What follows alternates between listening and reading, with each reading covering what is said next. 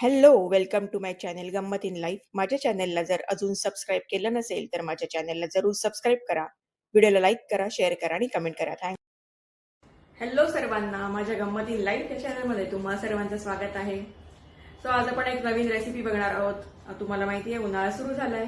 So आता कैऱ्या आल्यात मार्केटमध्ये. सो कैरीचीच आपण चटणी बघूया कशी करतात कोकणी पद्धतीने. चला, आता उन्हाळ्याची चाहूल लागली आहे आणि मार्केटमध्ये अशा कैऱ्या आल्या आहेत.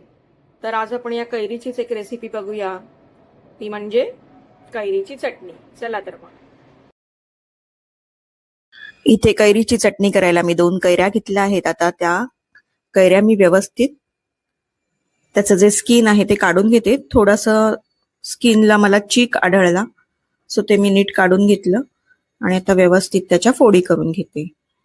फोडी करून घेतल्या आहेत आणि आता मी एक नारळ घेतलाय, तो मी फोडून घेते. एक अख्खा नारळ लागणार नाही आपल्याला, अर्धा नारळच लागेल त्यातला.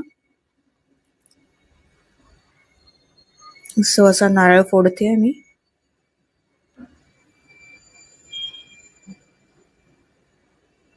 सो हा बघा, एवढा नारळ मी घेते कैरीची चटणी करायला. नारळ खोवून घेतलेला आहे.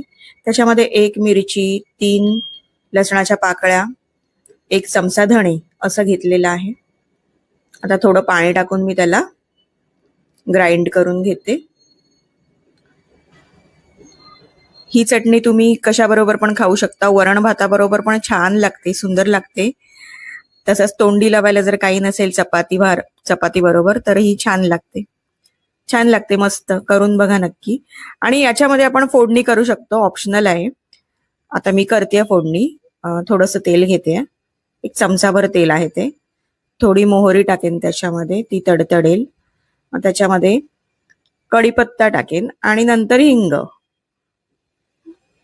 अशी फोडणी करून मी त्याच्यामध्ये टाकेन. आणि या चवीला मीठ टाकायचं, त्या याच्यामध्ये चटणीतच टाकायचं किंवा ग्राइंड करताना टाकलं तरी चालेल.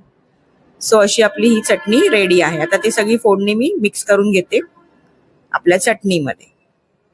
ही तुम्ही इडली बरोबर पण खाऊ शकता.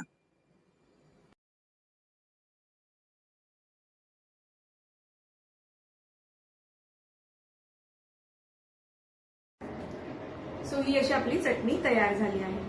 चटणी नक्की करून बघा, अतिशय चटकदार होते. मी जस्ट आता हा चमचा मी परत घालणार नाही त्याच्यात, फक्त थोडीशी चटणी घेते आणि टेस्ट करते.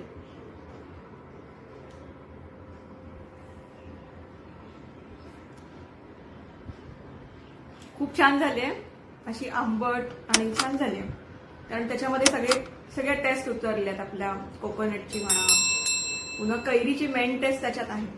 सो नक्की करून बघा.